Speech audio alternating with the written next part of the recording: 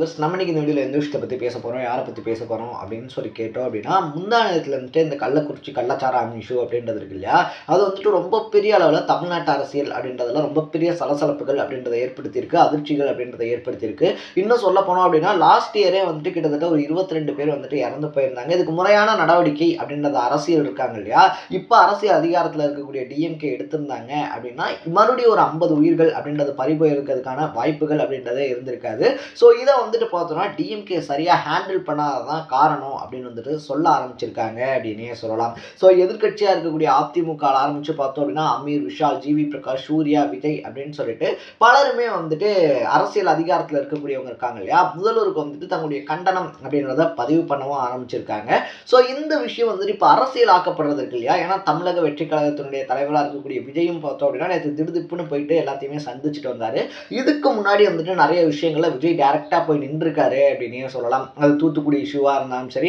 இல்லை பல பிரச்சனைகள் ஜல்லிக்கட்டு இஷ்யூ இருக்கு இல்லையா அதில் கூட விஜய் போயிட்டு பங்கெடுத்துக்கிட்டாரு அப்படின்ற மாதிரியான வீடியோ கிளிப்பிங்ஸும் ஸ்ப்ரெட் ஆகிக்கிட்டு இருந்துச்சு ஸோ இந்த மாதிரி தொடர்ந்து வந்துட்டு விஜய் இருந்தாலும் கூட அரசியல் பிரவேசத்துக்கு அப்புறமா வந்துட்டு இந்த மாதிரி ஒரு கள்ளக்குறிச்சி இஷ்யூ இருக்கு இல்லையா இதில் போயிட்டு விஜய் சந்திச்சிருக்கிறது அப்படின்றது அவருடைய அரசியல் கட்டமைப்பை வந்துட்டு வலுப்படுத்துறதுக்கான ஒரு விஷயமா தான் அரசியல் தலைவர்களாலையும் அரசியல் விமர்சகர்களாலையும் பார்க்கப்படுது அப்படின்னே சொல்லலாம் இது அவ்வளோ பெரிய தப்பா அப்படின்னு சொல்லி கேட்டோம்னா அப்படிலாம் கிடையாது இதில் அரசியல் அப்படின்றது கண்டிப்பாக இருக்குது டிஎம்கே போய் பார்க்குறாங்க ஏடிஎம்கே போய் பார்க்குறாங்க பிஜேபி போய் பார்க்குறாங்க விஜய் வந்து பார்க்குறாரு அப்படின்னு சொன்னோம்னா இதுக்கு பின்னாடி அரசியல் ஆதாயங்கள் அரசியல் காரணங்கள் அப்படின்றது இருக்கதான் செய்யுது பட் இது நல்லதா அப்படின்னு சொல்லி கேட்டோம் அப்படின்னா இது வந்துட்டு தொடர்ந்து பண்ணிக்கிட்டே இருக்கக்கூடிய ஒரு விஷயம் அதிமுக பீரியடில் இப்படி ஒரு விஷயம் நடக்குது அப்படின்னா கண்டிப்பாக திமுகவும் இதே தான் பண்ணியிருப்பாங்க எடப்பாடி பழனிசாமி பதவி விலக வேண்டும் அப்படின்னு சொல்லிட்டு எடப்பாடி சிஎம்மாக இருந்தப்போ தொட்ட இஷ்யூக்கெல்லாம் ஸ்டாலின் சொல்லிக்கிட்டு இருந்தாரு இப்போ வந்துட்டு பார்த்தோம் அப்படின்னா எடப்பாடி பழனிசாமி இந்த விஷயம்ன்றது சொல்லிட்டு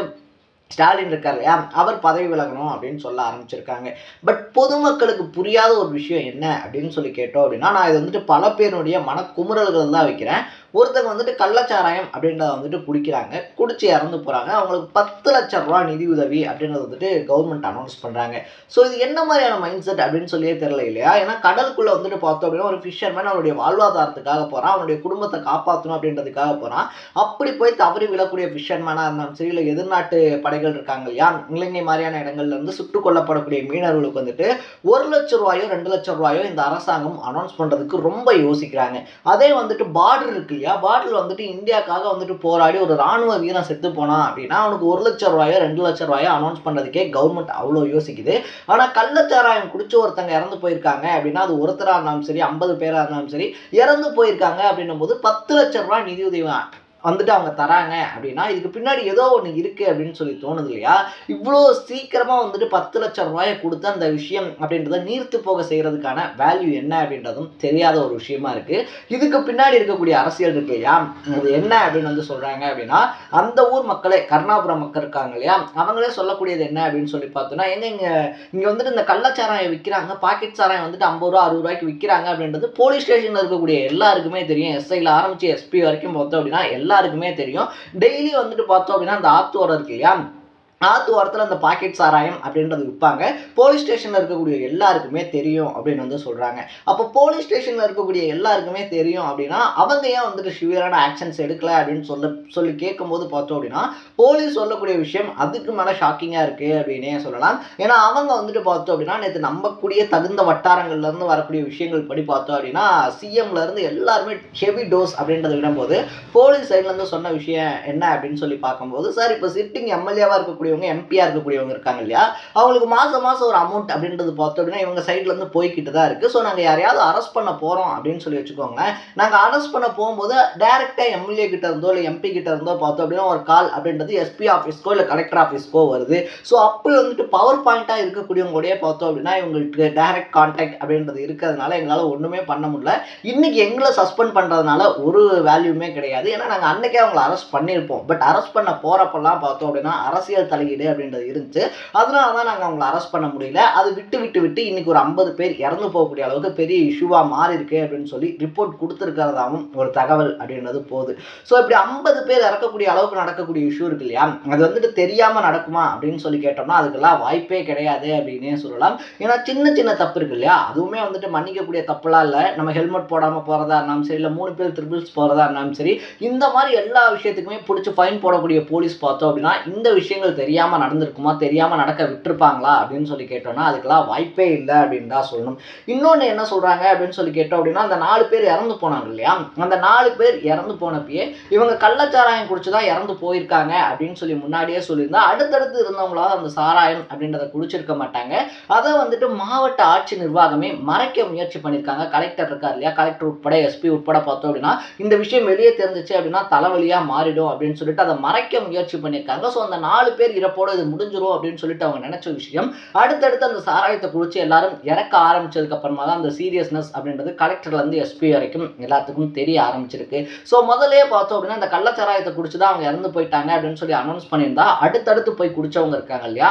அவங்க அந்த சாராயம் அப்படின்றத குடிச்சிருக்க மாட்டாங்க. பல உயிர்கள் பார்த்தோம் அப்படின்னா காப்பாற்றப்பட்டிருக்கும் அப்படின்னு சொல்லப்படுது. ஸோ 4 பேர் இஷ்யூ வந்துட்டு பெரிய தலைவலியாக மாறிடும் அப்படின்னு சொல்லிட்டு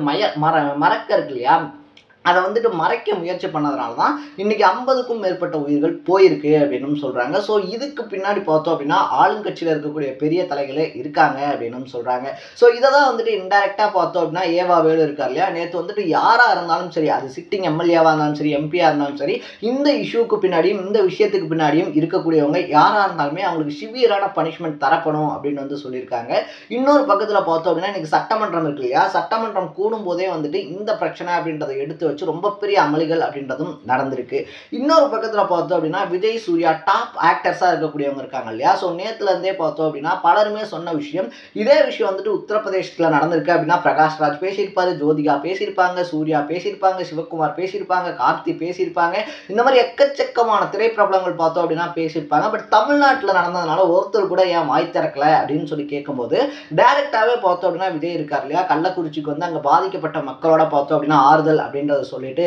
பேசிட்டு போயிருந்தாரு. பரவாயில்ல, இந்த மாதிரியான விஷயங்கள் அப்படின்றத விஜய் பண்ணாலும் அவருடைய அரசியல் அறிவிப்புக்கு அப்புறமா பண்ணியிருக்கிறது அப்படின்றது ஒரு அரசியல் சார்ந்த காரணமாக தான் பார்க்கப்படுது. அது இல்லை அப்படின்னு சொல்லிட்டு யாரும் மறுக்கவும் முடியாது. பட் இந்த டைம்ல வந்துட்டு அவர் பார்த்தது அப்படின்றது மக்கள் மத்தியில் அவருக்கு ஒரு நல்ல செல்வாக்கு அப்படின்றத கிரியேட் பண்ணும் அப்படின்னு சொல்றாங்க. இன்னொரு பக்கத்தில் சூர்யா பார்த்தோம் அப்படின்னா ஒரு கண்டன அறிக்கை அப்படின்ற மாதிரி விட்டுருக்காரு அப்படின்னே சொல்லலாம். ஸோ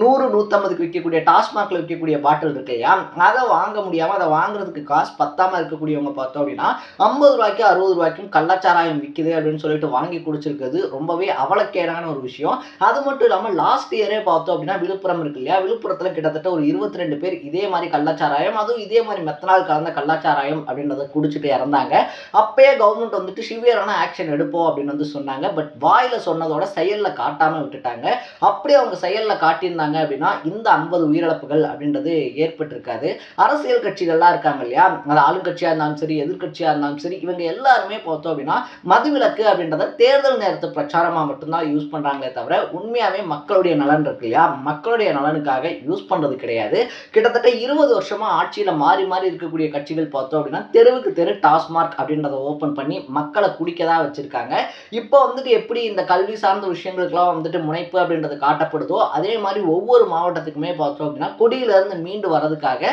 ஒரு சில மையங்கள் அப்படின்றத வந்துட்டு அமைச்சு அதன் மூலயமா மக்களை மீட்டெடுக்கணும். அப்பதான் எதிர்கால தலைமுறை நல்லா இருப்பாங்க அப்படின்னு சொல்லப்படுது. ஸோ ஒரு 50 பேர் இறந்ததுக்கு அப்புறமா பார்த்தோம் அப்படின்னா திடுதிப்புன்னு எல்லா போலீஸும் எல்லா மாவட்டங்கள்லையும் ரைட் பண்றாங்க. காலையிலேருந்து பார்த்தோம் அப்படின்னா திருச்சியில் அவர் கைது, விழுப்புரத்தில் இவர் கைது, சேலம்ல அவர் கைது அப்படின்னு சொல்லிட்டு எல்லாரும் சொல்லி வச்ச மாதிரி ஒரே நேரத்தில் அரெஸ்ட் பண்ணப்படுறாங்க. பேரல்கள் வந்துட்டு பார்த்தோம் அப்படின்னா ஒவ்வொரு இடத்துலையும் 2000 லிட்டர் கள்ளச்சாராயம், 3000 லிட்டர் கள்ளச்சாராயம் அப்படின்றது காய்ச்சப்படுது.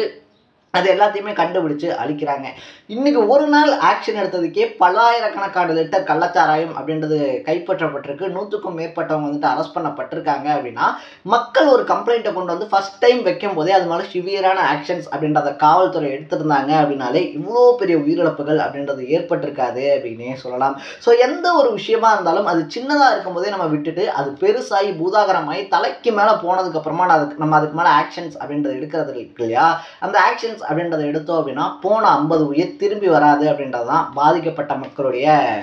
ரொம்ப பெரிய கோவமாக இருக்குது அப்படின்னே சொல்லலாம். இது எல்லாத்தையுமே தாண்டி 10 லட்ச ரூபா அனௌன்ஸ் பண்ணுறது அப்படின்றது இருக்கு இல்லையா, அது வந்துட்டு நல்லதா கெட்டதா அப்படின்னு சொல்லி கேட்டோம்னா இறந்தவங்களுக்காக இறந்தவங்களுடைய குடும்பம் அப்படின்றத அப்படியே விட முடியாது. அது இன்னொரு விஷயம். அதுக்காக அந்த நிதி அப்படின்றது அவங்களுக்கு தேவைப்படும், அவங்களுக்கு கொஞ்சம் ஸ்டேபிளாக பண்ணிக்கிறதுக்கு. பட் அந்த மக்களே சொல்கிற விஷயங்கள் என்ன அப்படின்னா, நீங்கள் 10 லட்சம் கொடுத்தாலும் 15 லட்சம் கொடுத்தாலும் எங்களுக்கு வேணாம், அட்லீஸ்ட் எங்கள் ஃபேமிலியோட போனவங்க இருக்காங்க இல்லையா, அந்த 50 பேர் போனவங்களோடையாவது இந்த இஷ்யூ அப்படின்றது முடிவுக்கு வரட்டும். தமிழ்நாட்டில் இனிமேல் இந்த மாதிரி கள்ளச்சாராயம் அதனால் வந்துட்டு உயிரிழப்பு அப்படின்றது ஏற்படாமல் பார்த்துக்கங்க அப்படின்றதான் அந்த மக்களுடைய